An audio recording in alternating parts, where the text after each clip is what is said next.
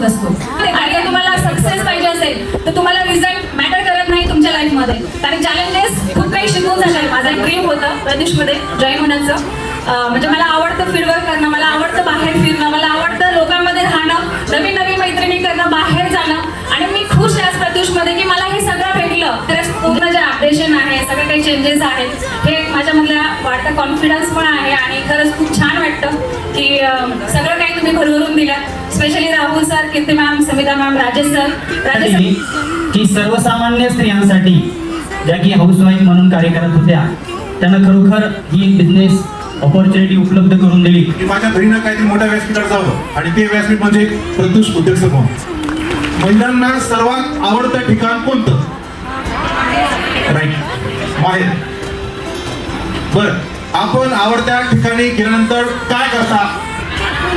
क्या बात, आराम. पण तुम्हाला माहिती आहे का भगिनींनो, माझी बहीण माझ्या घरी परभणी येथे आल्यानंतर असला कुठलाही प्रकार करत नाही. 10 ते 15 मिनिटं आमचे असतात. 15 ते 20 मिनिटं संपले की पुढचा संपूर्ण वेळ हा प्रत्युष उद्योग समूहाचा असतो.